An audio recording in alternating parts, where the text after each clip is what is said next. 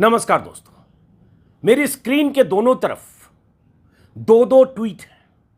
एक ट्वीट और दूसरा ट्वीट एएनआई की तरफ से, जो एक एजेंसी है, न्यूज एजेंसी, और दूसरा दो ट्वीट दिल्ली पुलिस की तरफ से। एएनआई की तरफ से जो दावा किया गया दिल्ली पुलिस के हवाले से, उस दावे को दिल्ली पुलिस ने एएनआई के इस ट्वीट के कुछ ही देर बाद खारिज किया, इसका खंडन किया, और उसके कुछ देर बाद दिल्ली पुलिस ने अपना ही ये ट्वीट डिलीट कर दिया।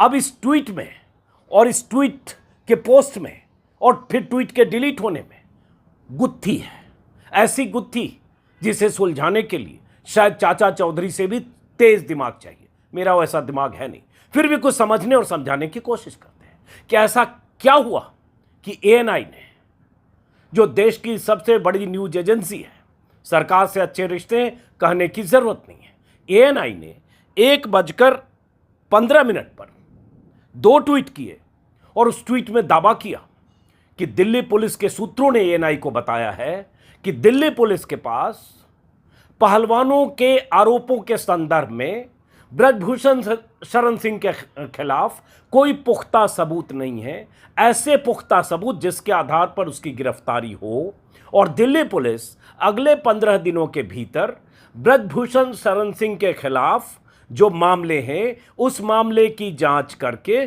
चार्जशीट या फाइनल रिपोर्ट कोर्ट में दाखिल करने वाली है। और एएनआई को दिल्ली पुलिस ने कहा कि उनके पास जो आरोप लगे हैं पहलवानों की तरफ से, उसका कोई सपोर्टिव एविडेंस नहीं है।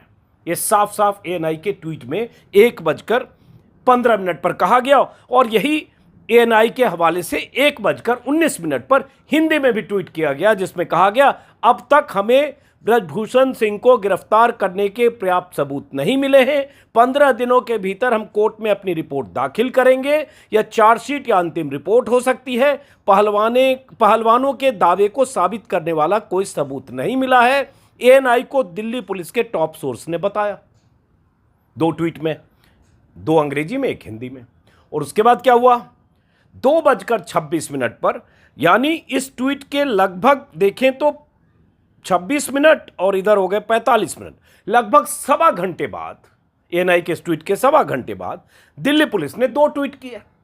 और उस ट्वीट में दिल्ली पुलिस ने बताया, अंग्रेजी में लिखा है जिसका हिंदी बता रहा हूं, उन्होंने बताया कि कई मीडिया संस्थान एक स्टोरी चला रहे हैं जिसके मुताबिक ये कहा जा रहा है कि दिल्ली पुलिस ने अब तक कोई सफिशिएंट एविडेंस ब्रजभूषण शरण सिंह के खिलाफ नहीं पाया है, और इस मामले में फाइनल रिपोर्ट कोर्ट के सामने दिल्ली पुलिस पेश करने वाली है।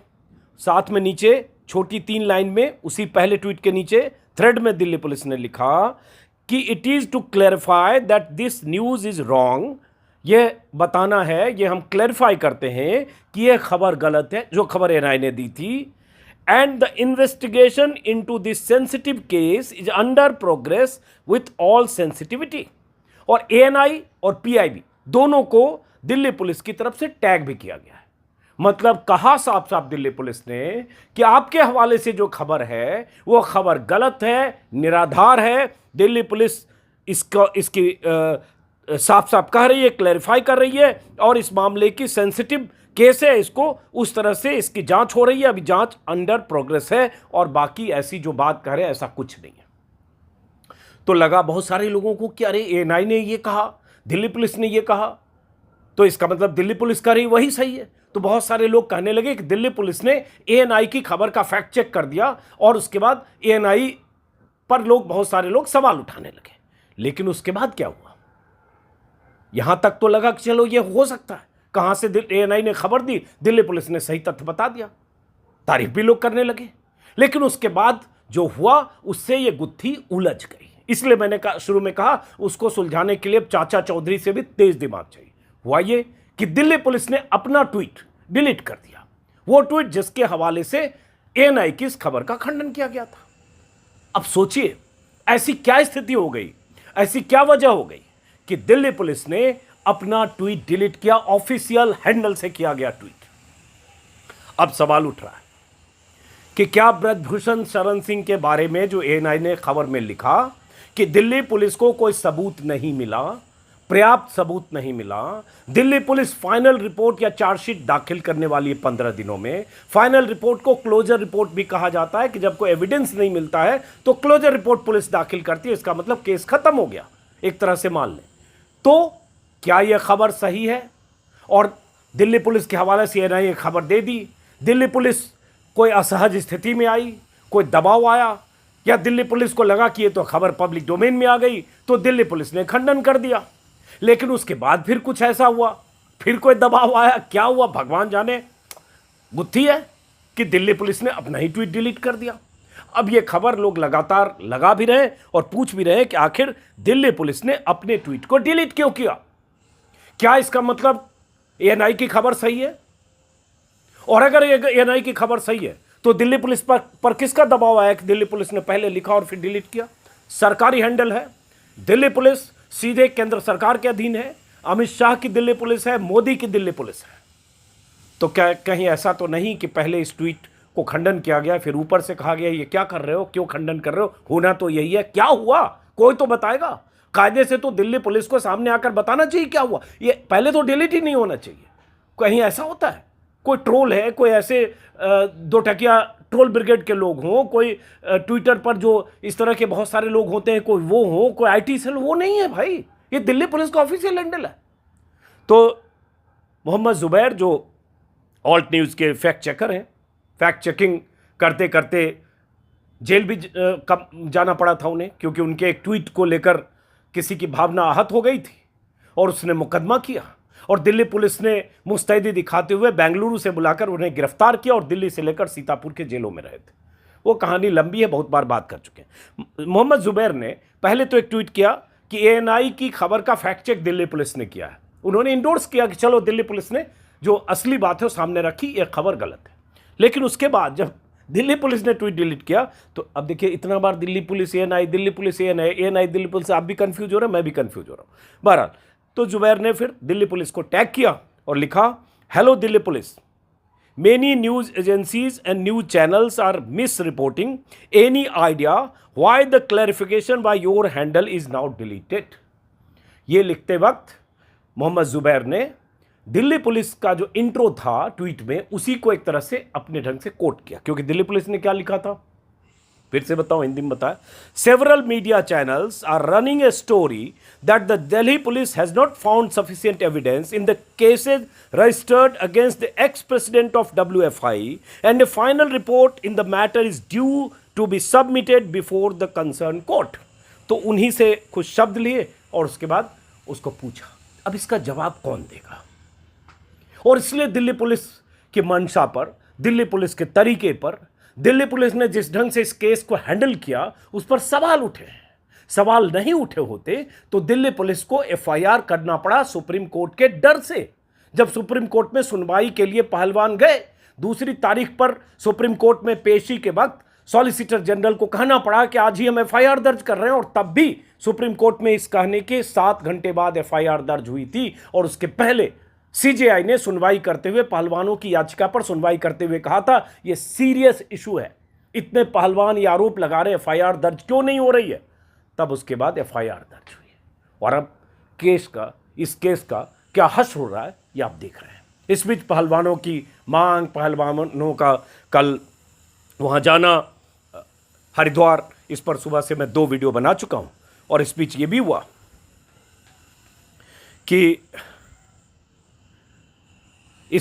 हुआ कि ब्रजभूषण सिंह ने एएनआई को ही मतलब कहीं भाषण दिया, उसका हिस्सा एएनआई ने कोट किया, जो सुबह के वीडियो में भी मैंने बताया था, फिर से एक बार बता दूं, जिसमें उन्होंने वही सब कहा है कि अगर मुझ पर आरोप साबित हो जाए, सबूत दे दो कोर्ट को, आरोप साबित हो जाए तो मैं खुद फांसी पर लटक जाऊंगा। यह ब्रजभूषण सिंह ने भाषण में कहा है। अगर मेरे खिलाफ एक भी आरोप साबित हुआ तो मैं खुद को फांसी लगा दूंगा। पहलवानों के प्रदर्शन पर बोले ब्रजभूषण शरण सिंह, ये आज फिर बोले।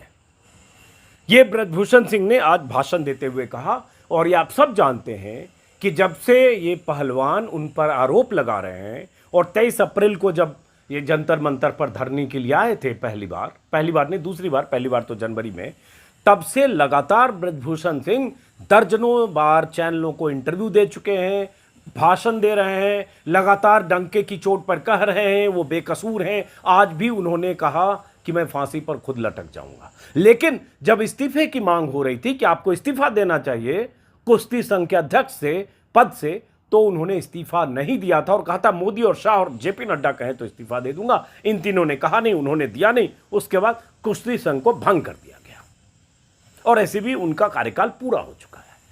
अब चुनाव होना है, उस पर भी कुछ सवाल और बवाल है जो सुबह के वीडियो में बताया था, उसको मैं रिपीट नहीं कर रहा हूं। लेकिन अब फिर सवाल यही है कि सरकार की मंशा, दिल्ली पुलिस की मंशा, मीडिया का पूरा एक तरफा नैरेटिव और इस नैरेटिव के बीच फंसे पहलवान। आज जो ओलंपिक में मेडल जीतने वाले और कई तरह के खेलों में, चैंपियनशिप में, कॉमनवेल्थ गेम्स में और वर्ल्ड चैंपियनशिप में बॉक्सिंग पर मेडल जीतने वाले जो खिलाड़ी हैं, उन्होंने आज एक प्रेस कॉन्फ्रेंस की। हालांकि वो कांग्रेस के नेता हैं, विजेंदर सिंह। उन्होंने क्या कहा वो सुनिए। उन्होंने जिक्र किया है दुनिया के मशहूर मुक्केबाज मोहम्मद अली का, कि मोहम्मद अली क्यों अपना मेडल नदी में बहाने को मजबूर हुए थे, वो कहानी भी बताई। और साथ में जो लोग तंज कर रहे हैं, जो इस मेडल की अहमियत नहीं समझ रहे हैं, जो लोग सवाल पूछ रहे हैं कि कल आप गए थे हरिद्वार तो बहाया क्यों नहीं, 2 घंटे तक वहां बैठे क्यों रहे, लौट क्यों गए, उन्हें पता नहीं कि ओलंपिक मेडल मिलना क्या होता है। सुबह के वीडियो में मैंने बताया था कि 123 साल के इतिहास में कैसे भारत ओलंपिक मेडल के लिए तरसा है और हॉकी के बाद सबसे अधिक ओलंपिक मेडल भारत को अगर मिले 123 साल में, तो रेसलिंग में मिले, कुश्ती में मिले। इसलिए साक्षी मलिक जैसी पहलवान या ऐसे लोग जिन्होंने ओलंपिक में, रेसलिंग में मेडल जीता है और दुनिया के और खेलों में जीता है, उनके मेडल की क्या अहमियत है, जिन्हें नहीं पता वे उटपटांग बातें कर रहे हैं, प्रोवोक कर रहे हैं, उत्तेजित कर रहे हैं, उनकी साख और मंशा पर सवाल उठा रहे, फेंका क्यों नहीं, और बाकी सवाल पूछ रहे हैं। वो वीडियो में बताया। लेकिन विजेंदर सिंह को सुनिए क्या कहा विजेंदर सिंह ने। मोहम्मद अली साहब जो एक मशहूर मुक्केबाज रहे हैं, जिनको कैसियस क्ले के नाम से जाना जाता है, जब उनके ऊपर जब यूएस में गोरे काले की नीति चल रही थी और उनको एक रेस्टोरेंट में दाखिल नहीं होने दिया जा रहा था कि उन्हें बताया कि मैं ओलंपिक गोल्ड मेडलिस्ट हूं, तो उन्होंने उसको बाहर फेंक के मारो, बोला कि तेरे जैसे ओलंपिक मेडलिस्ट बहुत आते हैं। तो इस बात से आहत होके उसने अपना ओलंपिक मेडल ओहियो नदी में फेंक दिया था। और उसके बाद जो क्रांति आई थी पूरे यूएस में, और आप देख सकते हैं कि यूएस दुनिया का सबसे नंबर 1 मुल्क है, तो ऐसे लोगों की वजह से वहां के लोगों ने उन लोगों का साथ दिया कि भैया नहीं, रंग भेद नहीं है, हमें नहीं अलाउड है। लेकिन हमारे यहाँ उल्टा होता है। हमारे यहाँ जब हमारी बहनें ओलंपिक मेडल नदी में फेंकने जाती हैं तो वहां सबसे पहले उनका मजहब पूछा जाता है, हिंदू हैं या मुस्लिम हैं, चलो हिंदू हैं। फिर उनको कास्ट में बांट दिया जाता है, अच्छा तुम जाट हो, अच्छा ये वो है, ये वो है, ये वो है। तो बहुत सारी चीजें। फिर उसके बाद जो उनकी आईटी सेल एक्टिवेट हो जाती है, फिर बहुत सारे लोग आते हैं कि गंगा, मैंने ट्विटर पे देखा है बिकॉज आईटी सेल की जो टीमें होती हैं कि हम आपको यहाँ प्रभावित नहीं करने देंगे, इससे हमारी गंगा नदी दूषित हो जाती है। तो ये देखकर बहुत दुख होता। बहुत सारे लोगों को नहीं मालूम होता कि ओलंपिक होता क्या है। आप लोगों को भी नहीं मालूम होगा, बहुत सारे नेता लोग हैं उनको भी नहीं मालूम होगा ओलंपिक होता क्या है। पहले जहां आप ट्रेनिंग कर रहे होते पहले वहां जीतना पड़ता है, जहां आप अखाड़े होते हैं वहां जीतना पड़ता है, नंबर 1 बनना पड़ता है उस वेट में। फिर जाके आपको डिस्ट्रिक्ट में ट्रायल होती है कि लाइक भैया मैं भिवानी का रिप्रेजेंट करता हूं तो मैं यहाँ पे ट्रायल दूंगा, वहां 4-5 अकेडमी और होती है, वहां जीतना पड़ता है। फिर जाके स्टेट में जीतना पड़ता है, फिर जाके नेशनल में जीतना पड़ता है, फिर जाके एशिया में जीतना पड़ता है, और फिर जाके ओलंपिक में जीतना पड़ता है, तब जाके ओलंपिक मेडल आता है। अभी कई लोग गुटखा खा के बात तो कर देते कि ओलंपिक मेडल है, हमारे पैसे भी दो, ये वो दो। तो भैया पहले भी हमने बात कही थी इस बात में कि भैया अगर सरकार चाहेगी तो हम कहते हैं कि वो पैसे भी दे देंगे उनको, अगर ज्यादा इनको दिक्कत है इस चीज से। लेकिन ऐसा बन के दिखाओ, आप ऐसा मेडल लेके दिखाओ, उसके बाद आप बात कीजिएगा। ये सही है विजेंदर सिंह का कहना। और सुबह वीडियो आपने देखा मीनाक्षी लेखी का, बहुत वायरल हो रहा है। कैसे जब उनसे पूछा गया पहलवान मेडल गंगा में बहाने जा रही हैं या पहलवानों को लेकर जो रवैया है, तो कैसे वो भाग लिए। और मैंने सुबह के वीडियो में कहा था, फिर रिपीट कर रहा हूं कि अगर देश भर में बीजेपी के जितने सांसद हैं 303, मुख्यमंत्री जितने, अगर इनसे देश भर में अलग अलग जिलों के रिपोर्टर ऐसे ही सवाल पूछने लगे तो बीजेपी के नेता और मंत्री भागते नजर आएंगे, क्योंकि जिसकी सरकार है, जिसकी जिम्मेदारी है, सवाल उससे। और यहां सवाल तो है कि अगर ये धरना प्रदर्शन, इतने आरोप हैं, आरोप लिखित हैं, संगीन है, तो फिर बचने या बचाने की कोशिश। मीनाक्षी लेखी ही नहीं, वो तमाम महिला मंत्री जो चैंपियन बनती है महिला अधिकारों की, और जो 2014 के पहले जिनकी मुखरता हमने देश में देखी है और आज उनकी चुप्पी और सन्नाटा भी देखा है, वो सब ऐसे कैमरे के सामने ऐसे ही भागेंगे और ऐसे ही भागेंगे। पूछिए तो सही, लेकिन उनसे कोई नहीं पूछ रहा है। पूछ किससे रहा? तो उस रिपोर्टर को सुबह भी मैंने सलाम किया, जो भी आई न्यूज चैनल की रिपोर्टर है, उसने कम से कम पूछा तो सही। पूछा ही नहीं, उसने इंतजार किया। हनुमान मंदिर में जब गई थी मीनाक्षी लेखी, और वहां से लेकर मंदिर से लेकर गाड़ी तक मीनाक्षी लेखी एकदम मिल्खा सिंह की तरह भाग रही है, और वो लड़की रिपोर्टर पीछा कर रही है, भाग रही है कैमरे से और गाड़ी तक गई। कम से कम उसने पूछा। यही ड्यूटी, यही फर्ज पत्रकार का है। बार बार रिपीट करता हूं ताकि सनद रहे। लेकिन पत्रकार, एंकर, चाटुकार क्या कर रहे हैं? दरअसल पत्रकार में भी र की मात्रा है, चाटुकार में भी र की मात्रा है आखिर। तो ये पत्रकार जो चाटुकार हो गए हैं, वो क्या कर रहे हैं आप देख रहे हैं और देखेंगे लगातार। वो पहले जज बनकर बैठे, और जज बने हैं मोदी सरकार या मोदी सरकार के पक्ष में जितने लोग हैं उनके पक्ष में, और जो विपक्ष में है उनके लिए वो फैसला पहले सुनाते हैं। तो ये इस केस में भी हो रहा है, कोर्ट से पहले फैसला।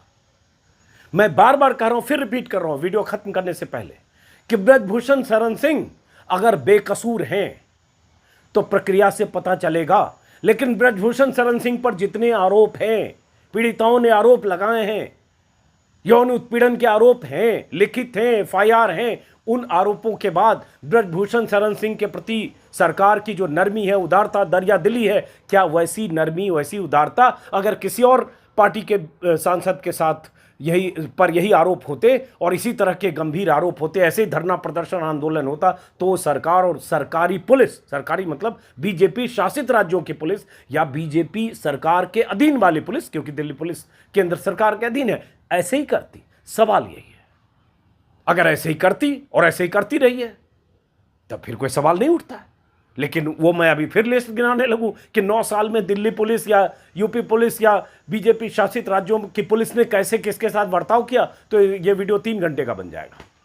3 घंटे का बनेगा। कितनी धाराएं, कितनी संगीन धाराएं, कैसे भाषण देने में, ट्वीट करने में, कहीं कुछ लिखने में, कहीं कुछ बोलने में, कहीं वीडियो करने में, कैसे मुकदमे इस देश में हुए, पत्रकारों से लेकर साहित्यकारों पर, प्रोफेसर से लेकर सिद्दीक कप्पन तक, किसका किसका नाम गिरा है। विनोद दुआ जैसे संजीदा आदमी को भी राजद्रोह के मुकदमे में जेल भेजने की पूरी तैयारी की गई थी। सिद्दीक कप्पन तो जेल में रहे ही 22 महीने शायद।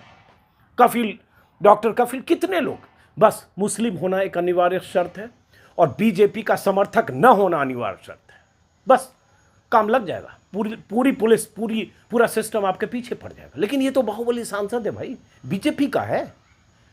तो ये पूरा इकोसिस्टम, पूरा एजेंडा ऐसे चल रहा है जैसे डिस्क्रेडिट हर उस आदमी को करो जो उनकी आवाज बने। बहरहाल, तो अब दिल्ली पुलिस कंफ्यूज है, क्या करने वाली है, क्या जो ANI ने आज ट्वीट किया है इसी दिशा में दिल्ली पुलिस की जांच जाएगी। लगता तो यही है।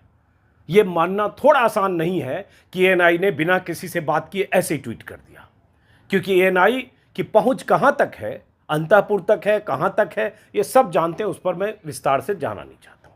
तो फिलहाल इस वीडियो को खत्म करते हैं इस उम्मीद में कि जो आरोपी हैं उनके खिलाफ कानून सख्त रवैया अपनाए, उन्हें सजा मिले, और जो पीड़ित हैं उन्हें इंसाफ मिले। अगर आपने मेरे YouTube चैनल को सब्सक्राइब नहीं किया तो सब्सक्राइब करें। इस बारे में जो भी खबर होगी मैं आपको बताता, दिखाता, सुनाता रहूँगा। ख़त्म करने से पहले बता दूं, कल 1 तारीख को सोरम में सर्वखाप पंचायत है, देखते हैं वहाँ क्या होता है।